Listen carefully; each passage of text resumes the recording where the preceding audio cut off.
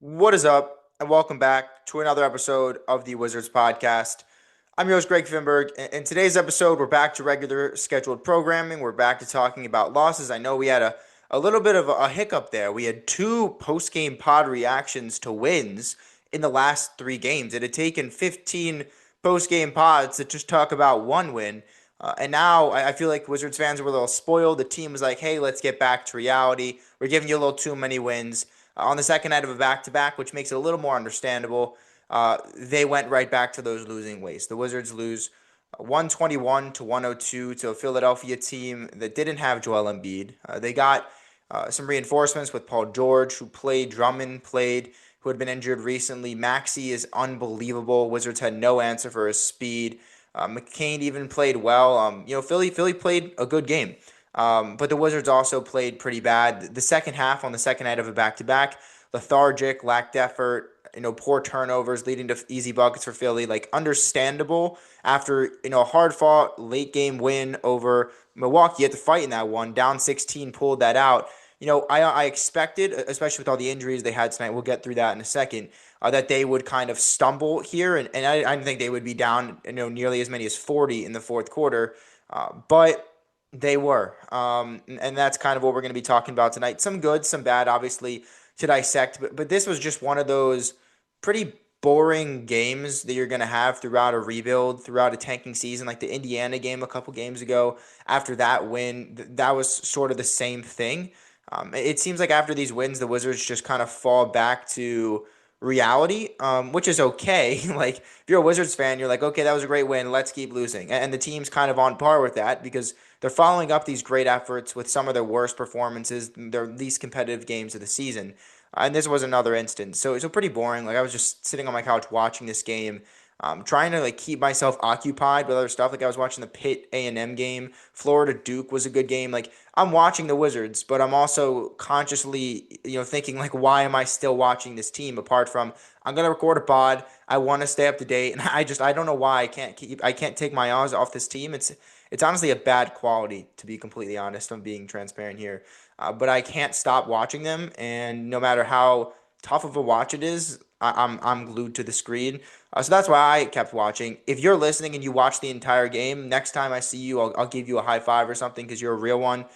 If you turn the game off, you're probably smarter than me and others that kept watching because this game was just pretty boring. Like, it was never truly competitive for the better part of three and a half quarters. And then you're gonna have that with tanks and with rebuilds, and this was another instance tonight. Again, there's some negatives that I want to get to, but I want to go to some positives first. Um, like I mentioned, Alex Sarr missed the second straight game with that sore adductor. I hope he's back soon. I know Zion, I think maybe had a similar injury, like an adductor strain for him. I don't know what grade it was, but he's out a couple of weeks. So I don't know what Sarr's timeline is, but hopefully he's back soon. He was out again. Obviously, Kispert, Trey Johnson were out. AJ Johnson got assigned to the G League. Hopefully, like Will Riley, he gets some more reps. I really was a fan of that move. Been pushing for that move for a while. Sharif Cooper is also, I think, is a calf strain. Then you had Jameer Watkins in the G League. Keyshawn, big toe contusion, game time decision. He ended up playing. He was up and down again. One of those games, pretty similar to his game against the Bucks. Honestly, some good moments, some pretty low moments. I thought from three, I liked the shot selection. Thought he forced a lot of it inside the arc. Wasn't getting a lot of foul calls. Was trying to play through contact and just forcing. I thought pretty bad looks at times. Turnovers were down. Assists and rebounds were up. So again, you take the good with the bad with Key, and I thought he was all right tonight, but obviously had some moments. But that was a lot of injuries. In the second night of back to back, like it makes it more understandable for them to be getting blown out.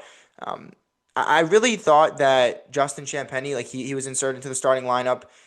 Solid NBA player. It's kind of the same tweet I would put out with Jared Butler when he was here. It seems like when he was on the floor, he always produced. The Wizards played well. Same goes for Champagnie. When he's on the floor, I feel like the Wizards played well. And that was the case tonight. Like 13.6 boards in the first half. I don't think he scored in the second half, so sort of a tale of two halves for him.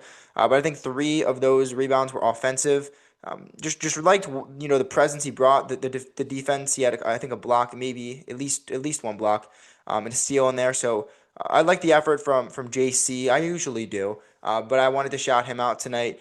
Also thought that Tristan Vukcevic put together another solid performance. Like still defensively, there's some questions, and I didn't think he was like a liability by any means tonight, but he led the team in scoring with 16 off the bench in 22 minutes. 6 of 9 from the field, 4 of 7 from the line. Got to be better. 4 rebounds, 4 assists. Like that's all good, but like I mentioned with the defense, the team is not better when Tristan's on the floor. You're seemingly seeing these, and I know like if you're a Tristan truther and you're hearing me say this, you're kind of like what more does he have to do? Why are you being so hard on Tristan? It's because like I'm watching the games. Like I'm not just loading up the box score and recording these 20 to 30 minute pods. That'd be impressive if I was able to do that. But I'm watching the game. I'm seeing him not him play well offensively, but the team struggle in his minutes. And tonight, like you have the box score kind of reaffirm my thoughts entering it, which is he's a minus 28, which was the worst on the team. So like, yes, he's producing offensively, and I've liked his offensive game. It's the other end of the floor that it has still, has been an issue for a while. It's still an issue in terms of he's not an anchor down there. He'll get a block here and there. He didn't have one tonight. He had a steal tonight. And I'll have some good contests, but more likely than not, the other team's going to get a bucket when he's on the floor.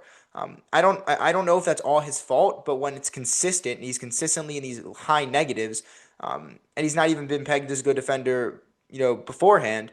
You got to ask the question, like, yes, his offense is good, but you got to show me something on the defensive end. The team has to be a lot better when you're playing, and to this point, it hasn't. So you got to take the good with the bad. He's still 21. Solid offensive performance again for Tristan, but again that minus 28, it's pretty concerning. Considering that it's usually in the high minuses for him. I also liked what Bagley gave. Like last night, 22 and 11 on really really efficient shooting. Tonight, another good performance. Like 26 minutes as the starter, 13 points on 3 of 6 from the field. Made a three, had 8 boards. Was a +9. And like this is what I'm talking about. Like did anyone else have plus minus that was that good? Like it's actually hilarious because like Anthony Gill was a +16. It's also because the Wizards were like down 37, I think, when he came in. He played the final 8 minutes, so however much they were down, they ended up losing by 19. So what, 35 probably when he came in for the final 8 minutes. It was also garbage time, so you got to take into account.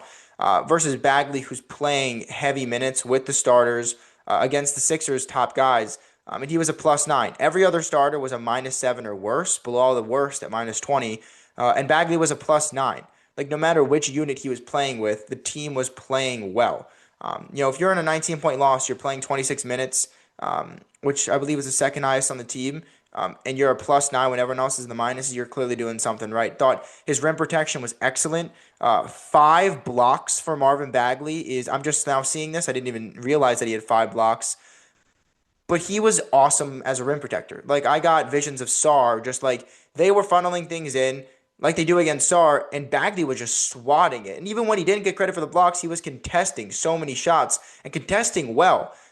So again, like that's another instance of the box score reaffirming it, because I had my notes like check Bagley's block count, because sometimes like I think Sarr has 5 blocks and he has 1 or 2. And I was like, will they actually get Bagley these blocks? They did. So another great night, but he's doing it on both ends. Like last year, not the best defender before he got traded. I don't know what happened, but maybe he's just healthy this year. He looks great. Like he's easily been a top 3 or 4 consistent producer for this team this season. He's been relatively healthy as well, which I think helps. And just really excited for him. He's had a long up and down career. It's crazy. He's only 26. He probably entered the league at 18, 19 years old. Battle injuries. It seems like he's kind of figuring things out. And that's been great to see for this Wizards team. Great guy for Sarr to learn from, play alongside. So really like those 3 guys. And then you got to talk Will Riley. It's about time that Will Riley got some rotational minutes, because Wizards fans have been asking for it. He just dropped 36 in the G League on 14 to 24 from the field the other day. I understand why he hasn't been playing. Like he was behind a lot of good guards and wings, and now with Kispert out, and you have Trey Johnson that's also missing a lot of time. You had Middleton, who was out tonight, who I think I didn't mention at the beginning of the show because his knee management doesn't play back-to-backs. And he finally cracked the rotation in the first quarter, played 26 minutes, which was a career high, I believe. Finished with 13 points on 5 of 6 from the field, 2 of 2 from 3, had 4 boards. He was great. He was awesome at a steal as well. overall, like the first two threes were just catch and shoot opportunities. One from the corner, I think another from the wing. But he found himself open. He knocked him down in rhythm, something that Bilal Coulibaly hasn't been able to do. We'll talk about that later. But really enjoyed what I saw from him. He had a nice cut in the fourth quarter for a dunk. There was a sequence where I think it was on one possession he fought for two offensive rebounds, and then I think two possessions later he fought for another offensive rebound, and then had a floater. I don't know if it was an and one. I think it was an and one, but he was great, and the effort I hope is contagious because he looked like a guy that was hungry to produce in the minutes that he rarely gets this season. Whether that's a good thing or a bad thing, he hasn't got a lot of time. He hasn't got a lot of run. I understand why, but he produced in these minutes. He kind of showed Brian Keefe, like, look, I'm going to be efficient in these minutes. I'm going to be a good catch and shoot guy. And, in the G League, he got it done on ball. Here he was getting it done off ball. Thought, he didn't play the worst defense. And so I liked what I saw. Like 13 points on 5 of 6, 2 of 2 from 3. That's awesome. For a kid that's what? Is he 19 years old? I think he's 19 years old. Still really raw prospect, but a really solid showing in his first like true rotational minutes this season. So wanted to highlight those guys and those performances because I really liked what they did despite the lopsided score, which should have been. I mean, they should have lost this game by 30 plus. They just kind of played better in garbage time than the Sixers did. So it's a little deceiving. But they lose by 19. You got to get to some negative performances, and that's we're gonna have to talk about this stuff. Unfortunately, when they're getting killed like this. I talked to the last pod about Bilal, and it was one of his best defensive games of the season. I don't know if he was just fatigued tonight, but I didn't like his energy, to be honest, on the defensive end. I also am really getting concerned about the jumper. That was my big thing coming into the season. If you listen to the preseason pod, I was like, Bilal's defense is going to be good. He's going to be able to use his quick first step in transition to get to the rim. And those two things you've seen pretty consistently this season when he's been healthy. The one thing I said I need to see from Bilal is better offensive production, specifically more efficiency from the three-point line. In this season, he's shooting 26%, I think, give or take, from the three-point line on about 41 attempts. That's very bad. He was, I think, 0 of 2 from 3 on wide open looks yesterday. And then tonight against Philadelphia, he had 3 looks, and they were all pretty wide open. 2 were wide open. One was decently open, and he wasn't too close on them. Like he doesn't seem confident. I, as a spectator, am not at all confident that he can shoot the 3. And if I'm an opponent, I'm saying, please be my guest. And they did it at the end of last season, where they sat in the paint and they were like, look, dude, shoot the ball. If you make it, you make it. That's how they treat guys like Gobert. And for Bilal to be a wing and to not have that type of respect, and it's earned. Like he's not capable 3-point shooter right now. He's shooting 26%. Like I would leave him open too. He'd probably tell you leave him open too. He's got to get better in that area. He's got to make people respect and be a more respectable 3-point shooter. That's the next element of his game. Like you can talk all about the 3-and-D. You can talk about like we just need him to be a good defender and the rest will play itself out. He doesn't need to be an offensive creator. He still needs to be able to make the 3 though. Like even if you're just saying play defense, you're also saying, hey, be a capable shooter from the outside. You don't have to create, but if we have a point guard that gets downhill and finds you open in the corner, we need you to make that on a way more consistent level. No matter if you're playing good defense or not, no matter if you have to create for yourself or not, you have to be capable. And he's a liability at this point from 3, the last couple of games. Like he had a good game against OKC in his return. He's had solid 3-point production games this season. It's just been few and far between. Needs to be way more consistent. And so far, 40 plus attempts this season, an okay sample size, still at 26%. Last year was at 28.5%, which is a 6 percentage drop off from 34% his rookie year. It's not going in the right direction. This is now, if this holds, it's 3 straight years, or at least 2 straight years of a decline, a pretty rapid decline in 3-point percentage, and that's not good. So you need to see a lot more from Bilal. He was a minus 20. Thought he was pretty bad tonight. If you're going to talk about bad, Cam Whitmore, 16 minutes, 2 of 11 from the field, 4 points, missed all of his threes, was a minus 18. Thought he was pretty bad. again, like I didn't think he was honestly. I think he was like forcing any shots. I think he just missed them. Again, I didn't take note of any like wow Whitmore should have passed. Like I'm sure there was a couple, but like I didn't think his was like an out of the ordinary performance. I think there was just like three or four shots he probably makes around the rim. He wasn't getting many calls. I don't think did he take any free throws? Just two free throws. He seemed a little frustrated at times without getting some calls. So like it's a 2 of 11, but not all 2 of 11s are created equally, and I don't honestly I didn't think he was that bad. I'm pretty surprised to see that mark. So obviously I'm sure he wants to shoot the ball a lot better. He's coming off a couple solid performances, 17 against the Bucks last night. Um, but yeah, I mean 2 of 11 is not the best for Cam. And then we got to get to Bub Carrington. It's how do I put this? Like I don't think it's time to start having these like difficult conversations about Bub Carrington. He's 19 years old. There's flashes which it's kind of annoying. Like I'm holding on because like you see these moments of like a transition pull up three. Like like against Milwaukee, he had a sequence of a midi and then a couple great passes back to back to back. Tonight he had a sequence where he had a nice bounce pass to Vukcevic for the dunk, and then he passed it outlet pass to Vukcevic, who found Riley open in the corner for three, and then the next possession he dribbled in for a mid range jumper. Like he has kind of flashes like that, and it's like that's what we saw last year. And it's like, why can't you do that? Why can't you get to your spots and make the mid ranges like you did? Why can't you break out into defense and get guys open looks? Why are you turning the ball over so much? It's just all of these things, and it's like, why are you regressing? Like, why is the fall off and the drop off from last year's production been so drastic? And it's concerning. Like you've had some great production from Sar and from George. Will Riley has looked solid in his minutes, but Bub Carrington's kind of that outlier where it's like, what's going on?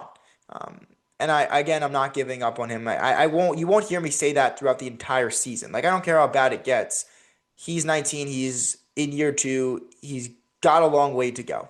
It's okay if he struggles, but you can talk about it, right? Like you can talk about it without calling him a bust, which is what I'm trying to do. You can't just throw away a performance where your second year guard, who has been having a miserable season, puts up 10 points off the bench in 25 minutes on 3 of 12 from the field, 2 of 7 from 3, and is a minus 25 with 4 turnovers and just 3 assists. And keep in mind, if you actually watch this game, Bub Carrington was 0 of 5 from 3 and 1 of 10 from the field, I think, or maybe 1 of 9 from the field and 0 of 4 from 3. And then he made two threes in a row towards the end of the game. Took a heat check and missed it. But he, at a certain point, I remember checking, and I was going to tweet this out, but I was like, let me just stop. I don't want to be too negative. At a certain point, he had 4 points on 1 of 9 from the field, 0 of 4 from 3, 3 assists, 4 turnovers, and was a minus 36 in 20 minutes. Like, that is one of the worst stat lines I've seen.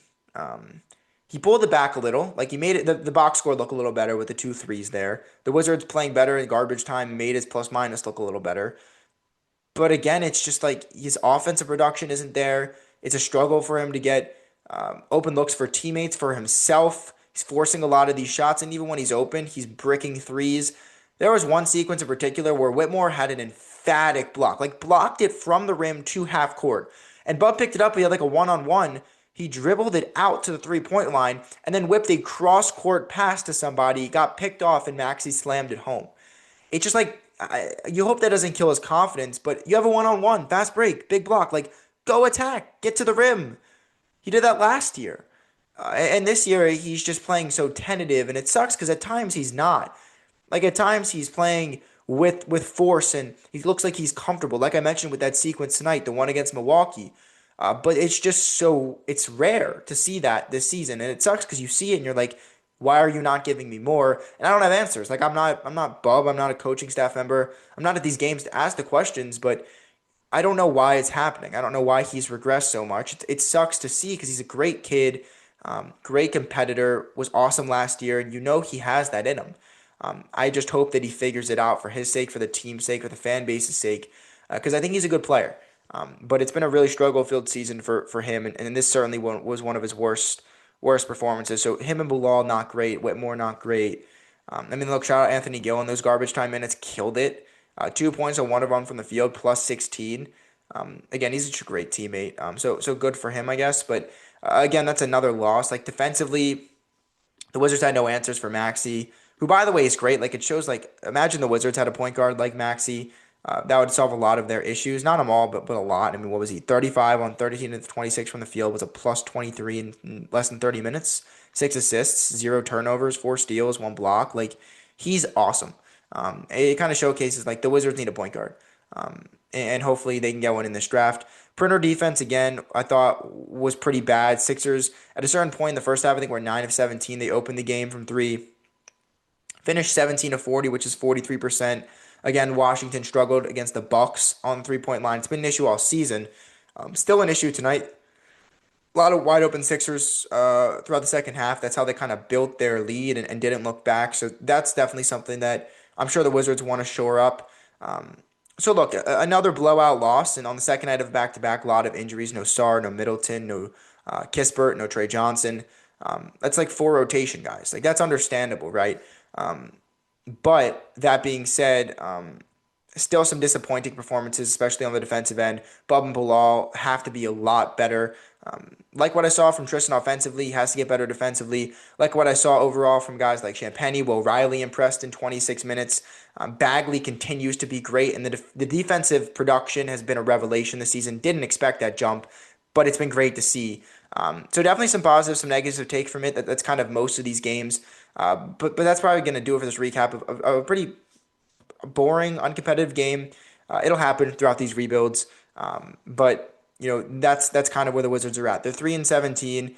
I think checking, like, they won last night, so they were tied now with the Pelicans, who were up by a lot on the Trailblazers, or not the Trailblazers, but on the Timberwolves, and now they're only up 1. They're probably going to lose that game.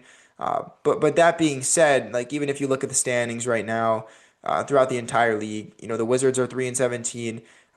If the Pelicans lose tonight, they'll be 3 and 19. And then you got 4-win teams in Brooklyn and in Indiana, 5-win teams, Clippers and Kings. Then you get into 6-7-win teams and so on. So again, it's a little close now, but you'll start to see some separation soon. The Wizards have a pretty tough schedule coming up. They return home for a game against Boston, a 3-game homestand actually, Boston, Atlanta, and Cleveland. Then they're on the road for 3 at Indiana, at San Antonio, and at Memphis. So like sort of winnable games layered in there, like Memphis, Indiana on the road, but they're kind of close enough in the standings to where maybe the Wizards can win. But we'll see. That's going to do it for another episode of the Wizards podcast. Wizards fall 121-102 to the Philadelphia 76ers. They dropped to 3 and 17 on the season. And next up is Boston in a couple days. So that's going to do it for this episode. Thanks again for listening. Go Wiz.